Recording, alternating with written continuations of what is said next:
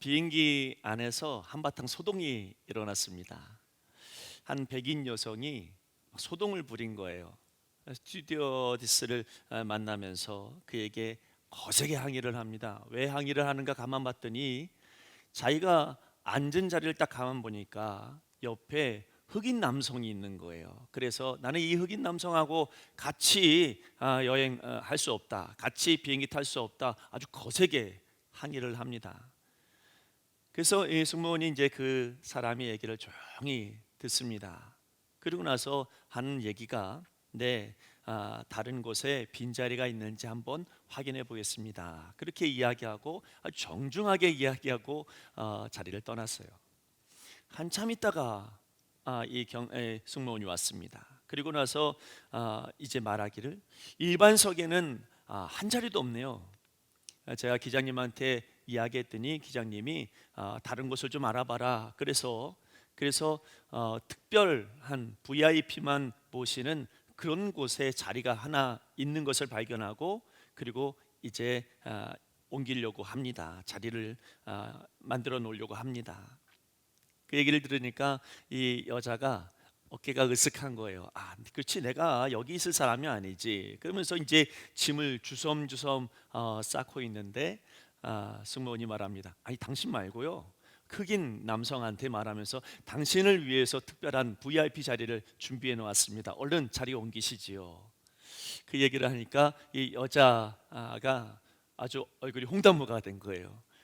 그러면서 그 사람은 그냥 자리에 앉고 흑인 남자만 귀한 자리로 옮겨지게 되었답니다. 여러분, 결과적으로 본다면 이 여인은 초대받지 못한 사람이고 그리고 이 흑인은 초대받은 사람이 되었습니다. 예수님이 우리를 초대하길 원하신다면 아마도 교만한 이 여인을 초대하기보다는 조금 전대받고 조금 작고 작은 이 흑인과 같은, 어쩌면 정말 무시당했던 그 사람을 우리 주님께서 초대하지 않았을까, 이런 생각이 듭니다. 여러분, 오늘 우리의 모든 이 예배 가운데 하나님께서 우리를 초대하셨을 때에는 우리가 무엇에 뛰어나서도 초대한 것이 아니고 우리가 너무나도 작고 작아서 하나님께서 우리를 이곳으로 초대하신 줄로 여러분 믿으시길 바랍니다. 데이비드 그레고리라고 하는 분이 쓴 책 중에 예수와 함께한 저녁 식사라고 하는 아주 적은 책이 있습니다. 이 책의 내용에 보면 여러분 이런 이야기입니다. 출간되자마자 전 세계에 번역이 되어졌고요, 그리고 많은 사람들에게 읽혀지는 아주 베스트셀러가 되었거든요. 근데 이 내용은 아주 짧은 내용입니다. 소설인데요. 그런데 이 책의 내용에 보니까 사업에 실패를 하고 가정에서도 사람들에게 인정받지 못하고 아내에게 인정받지 못하는 한 남편의 이야기입니다. 이 남자가요, 다 실패했어요. 다 무너졌어요. 그래서 어떻게 하나. 근데 우편 배달부가 편지 한 통을 보내는데 이 편지를 보니까 초대장이에요. 근데 이게 아주 특별한 초대장입니다. 왜 특별하냐면 발신자가 누구냐면 나사렛에서 사는 예수라고 하는 사람이 편지를 쓴 거예요. 초청장을 보낸 거예요. 나사렛에서 사는 예수라고 하는 이 말을 들으니까 갑자기 머릿속에 하얘지면서 굉장히 이 내용이 궁금해졌습니다. 그래서 초청을 받아서 그 남자와 만나기로 작정을 하고 식사에 초대를 받아 갑니다. 그곳에 가서 보니까 예수라고 하는 남자가 있어요. 그에게 이야기를 하기를, 그가 여러 가지 이야기를 하는데 너무 성경의 이야기를 아주 정확하게 얘기를 해주는 거예요. 자신의 삶의 문제를 얘기해 보니까 그 예수라고 하는 청년이 너무 잘 답해요. 또 세상의 모든 문제를 가지고 이야기하니까 답하지 못하는 게 하나도 없어요. 다 이야기해줘요. 무엇보다도 자기가 가지고 있는 아주 심각한 문제들, 특별히 성경을 읽으면서 너무 오해가 많은데 이 오해들을 쭉 얘기하니까 그 예수라고 하는 청년이 그 오해를 다 풀어줘요. 이런 이야기를 그 책에 담겨져 있습니다. 그러면서 이 예수를 만난 이 사람이요, 드디어 예수를 믿고 그리고 새로운 인생을 받아들인다라고 하는 그런 내용입니다. 예수님의 초대, 상상할 수 없는 상상을 초월하는 복음의 초대입니다. 새로운 세계로 우리를 초대하는 거고 새로운 변화를 갖게 하는 그런 초대인 것은 분명합니다. 그 초대를 오늘 우리는 이렇게 말할 수 있겠습니다. 그게 예배라고. 오늘 이 예배에 하나님께서, 주님께서 저와 여러분을 초대하신 줄로 믿습니다. 왜 초대하셨을까요? 우리 삶이 변화되기를 원해서, 우리가 하나님 앞에 더욱더 믿음으로 나아가게 하기 위해서, 무엇보다 천국 시민으로 삼기 위해서 하나님께서 저와 여러분을 초대하신 줄로 믿습니다. 오늘 본문의 말씀은 여러분, 표면적으로는 한 신랑이 신부를 초대하고 신부를 향해서 얼른 일어나자, 같이 가자, 이렇게 초대하는 그런 내용입니다. 이거를 역사적으로 보면 실제적으로는 솔로몬이라고 하는 왕이 자기가 사랑하는 술람미 여인을 초대하는 그런 장면입니다. 근데 이걸 영적으로 보면 우리의 신랑 되신 예수님께서 신부되는 교회, 바로 우리 믿음의 사람들을 초대하시는 예배의 모습이 오늘 성경의 이야기입니다. 여기서 신랑이 신부를 초대하고 술람미 여인을 솔로몬이 초대하고, 그리고 예수님께서 우리를 초대하신 이유는 뭐냐면 두 가지가 있는데, 하나는 뭐냐면 여러분, 사랑 때문입니다. 사랑이 모든 것의 이유가 되었습니다. 여러분, 그것도 아주 간절한 사랑입니다. 단순한 이유죠. 너무나 단순한 이유이지만 그 사랑 때문에 오늘 우리가 여기 있는 겁니다. 그 사랑 때문에 예수님이 이 땅에 오신 것이고요. 여러분, 너무나 단순한 얘기지만 그러나 예수님께서 우리를 초대하셨어요. 내가 예수님을 초대한 게 아니고요. 내가 예수님을 만나기 위해서 온 게 아니고 예수님이 여러분을 만나기 위해서 여러분을 초대하고 있는 것입니다. 그래서 여러분, 우리의 행복은 어디에 있냐면 내가 찾아내는 게 아닙니다. 주님께서 우리에게 오신 것을 만나는 거죠. 주님께서 가자고 하실 때 일어나는 것이죠. 그 초대에 응하는 것이 바로 우리의 행복이고 우리의 기쁨이 되는 것입니다. 술람미 여인은 전통적으로, 그러니까 전승적으로 보면 수넴 여인이에요. 수넴 여인은 지금으로 말하면 에티오피아를 이야기합니다. 그러니까 여러분, 이 여인은 포도원을 지키는 포도원직입니다. 또 염소를 키우는 목자입니다. 그리고 전승을 보니까 이 여인은 수넴 여인이기 때문에 얼굴이 검게 그을려 있고, 여러분, 지금으로 말하면 흑인이다, 이렇게 볼 수 있겠습니다. 그리고 여러 가지 어떤 주석을 보니까 이 여인이 굉장히 뛰어난 미모를 가지고 있다, 이렇게 말하는 곳은 한 군데도 없어요. 다시 말하면 여러분, 누가 보더라도 평범하다라고 할 정도의 그런 여인입니다. 근데 중요한 건 뭐냐면 평범하든 여러분 어떤 못났든 또 우리가 볼 때는 좀 틀리든 다르든 그건 상관하지 않아도 됩니다. 왜냐하면 솔로몬이 사랑하면 그만이에요. 솔로몬이 사랑하니까 술람미 여인을 부른 것입니다. 인간적인 눈으로 해석될 수 있는 게 아닙니다. 주체는 누구냐면 솔로몬이에요. 이 솔로몬이, 주체가 된 솔로몬이 사랑하면 그것으로 충분하다는 것이죠. 여러분, 오늘 우리 주님이 우리를 보실 때 이와 같다는 거예요. 여러분, 저나 여러분이나 한결같이 부족한 사람이고 연약한 사람이죠. 나만 알고 있는 못된 성격을 가지고 있습니다. 여러분 스스로가 잘 알고 있습니다. 여러분 스스로가 얼마나 못된 본성을 가지고 있는지 잘 압니다. 또 우리의 본성은 얼마나 금방 잊어버리는지 몰라요. 오늘 은혜 받으면 내일 잊어버려요. 그래서 여러분, 얼마나 쉽게 여러분 은혜를 놓쳐버릴 때가 많은지 모릅니다. 우리의 본성 자체가 그래요. 우린 너무 약하고 너무나도 악합니다. 그런데도 불구하고 다른 거 다 필요 없어요. 예수님이 여러분을 사랑하시는 것, 그거 하나면 됩니다. 그거 하나면 우리에게 충분한 은혜고, 그거 하나면 충분한 우리의 행복이 되어지는 것입니다. 내가 사랑하는 것이 아니라 그분이 먼저 나를 사랑하셨습니다. 더 중요한 건 뭐냐면 예수님은 왜 저 사람까지 교회에 불렀을까? 예수님 저 사람은 사랑할 만한 사람이 아닙니다. 우리가 말할 이유가 하나도 없습니다. 주님께서 주체자입니다. 주님께서 사랑하시면 우리는 할 말이 없습니다. 오늘 여기 주의 백성들이 모여있고 하나님께서 여기 있는 모든 사람들을 한 사람도 예외 없이 모든 상황과 형편과 모든 사정들을 다 알고 계시는 하나님이 여러분 사랑하십니다. 그것으로 충분한 것이죠. 여러분, 또 하나 중요한 초대의 이유는 뭐냐면 시간적인 이유입니다. 지금은 초대해야 될 그런 시기라는 거예요. 오늘 11절부터 13절까지의 말씀을 보겠습니다. 겨울도 지나고 비도 그쳤고 지면에는 꽃이 피고 새가 노래할 때가 이르렀는데 비둘기의 소리가 우리의 땅에 들리는구나. 무화과 나무에는 푸른 열매가 익었고 포도나무는 꽃을 피워 향기를 토하는구나. 나의 사랑 나의 어여쁜 자야, 일어나서 함께 가자. 뒤에 쭉 맨 마지막에 보면 17절 말씀에도 이런 말씀이 있습니다. 내 사랑하는 자야, 날이 저물고 그림자가 사라지기 전에 돌아오라는 거예요. 지금 겨울이 지났습니다. 봄이 왔다는 거예요. 봄은 모든 것을 새롭게 시작하는 그런 때를 말합니다. 추위로 말미암아 움츠러졌던 겨울이 다 지나갔습니다. 이젠 봄이 왔습니다. 꽃이 핍니다. 새들이 노래를 부릅니다. 비둘기 소리가 들립니다. 풍요를 상징하는 무화과 나무와 포도나무가 풍요롭게 되었습니다. 여러분, 지금은 사랑받을 만한 때라고 성경은 이야기하고 있는 거예요. 지금은 그런 때라고. 그리고 17절 말씀을 보니까 여러분 뭐라고 이야기하면 그림자 사라질 겁니다. 날이 저물어질 겁니다. 무엇인가를 이야기하고자 하는데요, 굉장히 여러분 종말적인 의미를 여기에 담고 있어요. 마태복음 22장 말씀에 보면 주인이 혼인잔치를 엽니다. 혼인잔치를 열어놓고 종들한테 다 초대장을 돌려라 이렇게 말하죠. 그래서 많은 사람들에게 초대장을 돌리는데 여러분 잘 아시죠? 초대장을 받은 사람들이 다 그것을 무시해버립니다. 어떤 사람은 사업하러 가고, 어떤 사람은 밭으로 가고, 어떤 사람은 나 결혼해야 되겠다 이렇게 이야기합니다.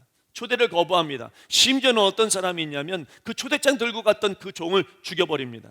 그래서 임금이 어떻게 합니까? 여러분, 군대를 이끌고 그 살인자를 잡아다가 죽입니다.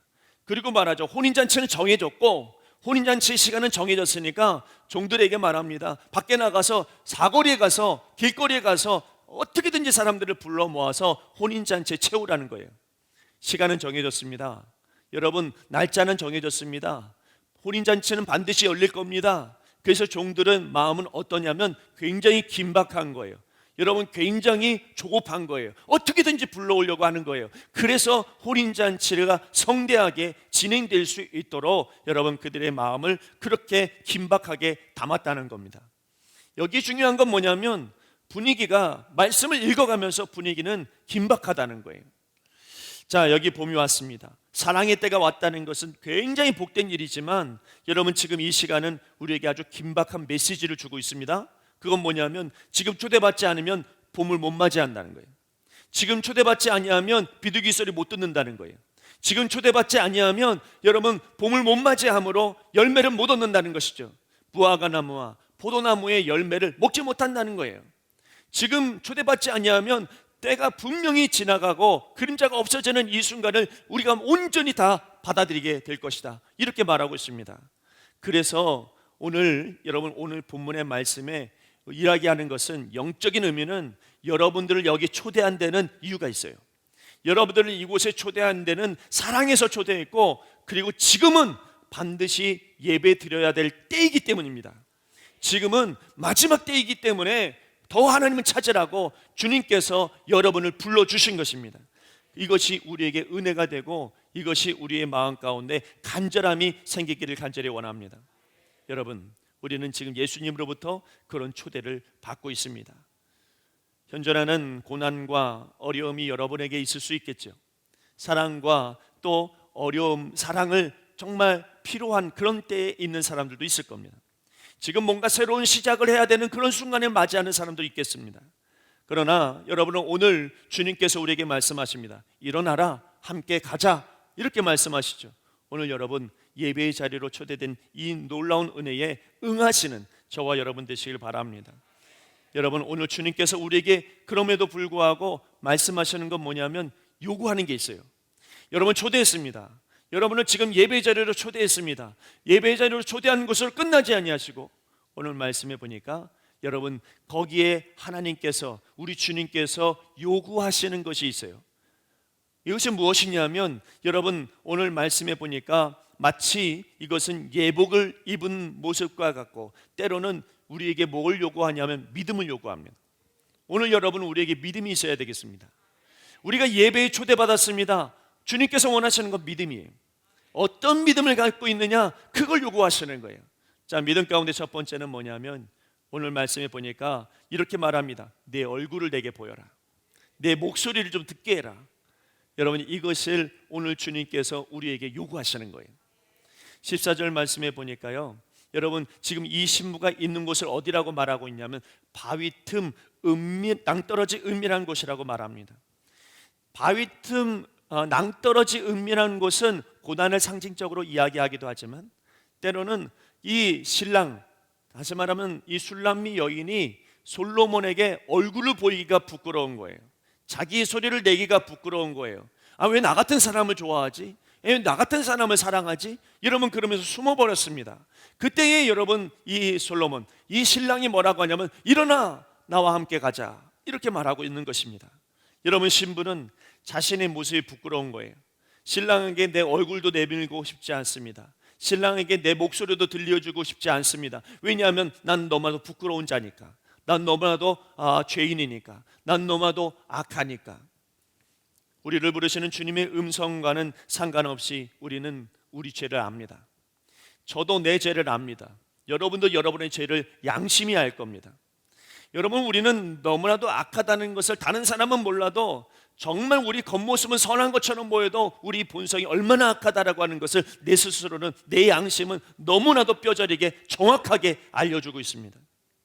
어떤 때는 내가 알지 못하는 이 모든 죄까지도 주님은 다 알고 계신다라고 하는 이 마음을 갖게 되면 주님의 앞에서 여러분 나오는 것이 부끄러울 때가 너무 많아요. 참회의 기도를 우리가 매주마다 하는데, 참회의 기도를 하는 것조차도 굉장히 부끄러울 때가 많습니다. 내가 너무나도 악하다는 것이죠. 그러나 우리 주님은 그럼에도 불구하고 오늘 뭐라고 말씀하시냐면, 그럼에도 불구하고 얼굴 보이라고, 그럼에도 불구하고 네 소리를 내가 듣게 하라고, 이렇게 말하고 있습니다. 왜 그러십니까? 우리의 얼굴을 보기를 원하고 우리의 목소리를 듣기를 원하시고 그걸 즐거워하신다는 거예요. 여러분 얼굴을 오늘 이 시간에 주님께 보여드립시다. 이게 믿음입니다. 우리의 못난 얼굴이라도, 우리의 울상을 짓는 얼굴이라도, 우리가 너무나도 부끄러운 얼굴이라 할지라도 오늘 이 시간에 예배의 자리에서 주님 앞에 얼굴을 들고, 주님 내가 여기 왔습니다. 주님 나 같은 사람도 사랑해 주시니 감사합니다. 우리 하나님께서 원하시는 건 도대체 뭘까요? 여러분, 우리 하나님께서 원하시는 것은, 여러분의 얼굴을 보기 원하시는 이유는 뭔 줄 아십니까? 여러분 안에 있는 하나님의 형상을 보기를 원하시는 거예요. 여러분 안에 하나님 만들어 놓으신 그 형상을 보기를 원하시는 거예요. 여러분, 우리는 우리의 모습을 볼 때 너무 악하지만, 그러나 우리 하나님은 그 악한 모습을 보는 것이 아니라 그 안에 있는 하나님의 형상을, 그 안에 있는 하나님의 사람의 모습을 보기를 원하시는 거예요.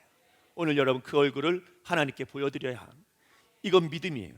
이 믿음으로 하나님 앞에 우리의 얼굴을 올려드리는 겁니다. 우리 목소리를 듣기를 원하십니다. 여기서 말하는 목소리는 여러분의 기도 소리예요. 여기서 말하는 목소리는 여러분의 찬양 소리입니다.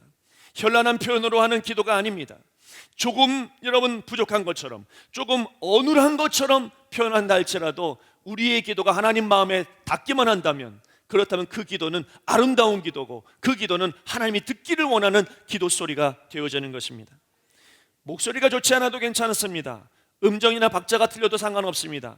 그럼에도 불구하고 내가 하나님을 향한 마음만 있으면, 여러분 그 마음 그대로 우리의 목소리를 하나님께 올려드려야 하죠. 그 하나님께서 원하시는 것입니다.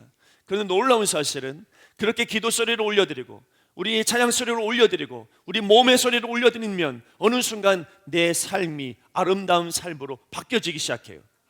왜냐하면 여러분 그 하나님께서 내 인생을 책임져 주시니까, 내 소리를 듣고 나를 붙드시니까, 오늘 여러분 그 하나님의 은혜가 여러분의 일주일의 삶 가운데 이루어지기를 간절히 원합니다. 여러분, 그것이 믿음입니다. 이 믿음은 어디서 세워지냐면 예배 속에서 세워지는 거예요. 오늘 이 예배 자리에서 여러분의 믿음이 세워지길 간절히 바랍니다. 또 하나 우리 하나님께서 우리에게 원하시는 게 있어요. 우리 신랑 되신 주님께서 오늘 이 예배 자리에 온 여러분들에게 원하시는 게 있어요. 그건 뭐냐면 작은 여우를 잡으라는 거예요. 여러분, 이것도 믿음으로 가능한 것입니다. 팔레스타인 지역에서는 여러분 배경이 중요한데요, 포도나무에 꽃이 필 때, 포도나무에 열매가 맺힐 때, 그때 여우가 등장한답니다. 여우가 등장해서 여러분 그 포도원의 모든 그런 어떤 이 울타리를 다 부셔버린대요. 이게 그 당시의 모습이라는 거예요. 그러니까 포도가 익을 때쯤 되어지면 반드시 여우들이 침몰한다. 이것이 그 당시의 상황이었다는 것이죠. 그래서 오늘 솔로몬은 뭐라고 말하냐면 포도원을 허는 작은 여우를 조심하라고 말합니다. 여우는 상징적인 의미가 있겠습니다. 예배를 방해하는 여러분 여우를 잡아야죠. 오늘 이 예배를 방해하는 여우를 잡아야죠. 여러분 이 여우 간사합니다. 그래서 여러분 누가 아주 간사한 사람이 있으면 뭐라고 그러냐면 저 여우 같은, 그 다음 말 안 할게요. 저 여우 같은 뭐뭐뭐 이렇게 얘기하잖아요. 그 여우라고 하는 것은 아주 간사합니다. 근데 여기서 영적인 의미가 있어요. 여러분 우리의 예배를 방해하는 여우, 작은 여우, 간사한 여우는 어떤 거냐면 여러분 마음 가운데 두 마음을 품는 겁니다. 하나는 세상에, 하나는 교회에. 하나는 하나님께, 하나는 마귀에게. 여러분 두 마음을 품어서 언제라도 상황에 따라서 내 마음이 바뀌어버리는 그 간사함, 그것을 물리치라고 말하고 있습니다.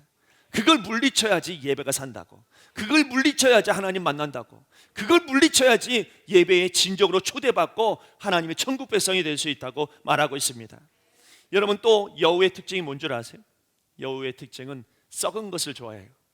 무덤을 팝니다. 그래서 송장을 먹는 게 여우입니다. 자꾸 썩어지는 것을 좋아하게 만들어서 하나님과 멀어지게 만드는 게, 그게 바로 뭐냐면 내 마음의 여우예요. 이거 자꾸 썩어지는 것을 요구하게 만듭니다. 주님과의 관계에 아주 치명적입니다. 그래서 우리 주님 말씀하십니다. 작은 여우를 잡으라고. 여러분 저 사람을 잡으라는 게 아니라 내 안에 있는 작은 여우 잡으라고. 여러분 거기에는 믿음이 필요한 거예요. 이 믿음이 여러분 내 작은 여우를 잡을 수가 있습니다. 때로는 여러분 우리 작은 여우가 얼마나 썩어지는 것을 원하는지, 내가 예배를 드리고 있는데 내 예배를 방해하는, 하나님께 예배를 방해하는 생각이 내 머릿속에 작은 여우로 와요. 어떤 때는 여러분 내 이성적인 판단이 작은 여우로 와요. 여러분 어떤 때는 예배를 방해하는 습관들이 내 마음속에 와요. 그래서 예배를 못 드리게 만들어 놓습니다. 작은 여우 멀리 있지 않더라고요. 여러분 안에 있어요. 우리 안에 있습니다. 여러분 그래서 내 안에 있는 교만, 그 작은 여우, 내 안에 있는 욕심, 그 작은 여우, 내 안에 본성 작은 여우, 이 두 마음 품기를 좋아하는 작은 여우, 타락한 내 본성을 따라가게 만드는 작은 여우. 그래서 여러분 예배를 방해하는 것 중에 대표적인 게 뭐냐면 자기 만족이, 자기 욕심입니다. 예배를 드리면서 만족스러워, 예배를 드리면서 좋아, 이것으로 끝나버리는 거죠. 이게 굉장히 은혜 받은 것처럼 보이지만 여러분 어느 순간 이 작은 여우에게 여러분 울타리를 허물어 버린 것이에요. 내가 만족하려고 예배 드립니까? 여러분 오늘 이 예배는 하나님만 만족하면 돼요. 하나님만 은혜 받으시고 하나님께 영광 되어지면 그것으로 충분한 게 예배예요. 이 예배 속에서 내가 만족스러려고, 내가 만족하려고, 여러분 이건 작은 여우예요. 이거 잡아야 돼요. 근데 이 잡으려면 믿음밖에 없어요. 믿음으로 작은 여우를 잡을 때 하나님을 바라볼 수 있고, 믿음으로 작은 여우를 잡을 때 여러분 우리의 울타리를 지켜낼 수 있는 것입니다. 예배의 모든 순간들은, 순서들은 하나님 만날 수 있도록 돕게 하는 것입니다. 예배 예전, 다시 말하면 세례나 성찬 같은 예전이 바로 그런 일을 합니다. 설교와 찬양, 기도 순서들이 다 하나님 보게 만듭니다. 여러분 이런 시간들이 우리에게 말씀하는 것 같아요. 나의 사랑하는 자야, 일어나라, 같이 가자. 이게 바로 예배의 순서 안에서 끊임없이 주님 보게 만드는 것입니다. 찬양과 또 여러분 기도와 설교와 또 여러분 성가대 찬양과 이 모든 것들이 자기 만족으로 하려고 하는 게 아니라, 헌신이 자기 만족으로 하려고 하는 게 아니라 하나님께 영광 돌리기 위해서 하는 것, 이게 예배입니다. 오늘 여러분 우리의 예배가 그와 같은 은혜가 있기를 간절히 바랍니다. 지금 누구와 함께 있습니까? 누구의 초대를 받아서 여기 있습니까? 사순절이 시작됐습니다.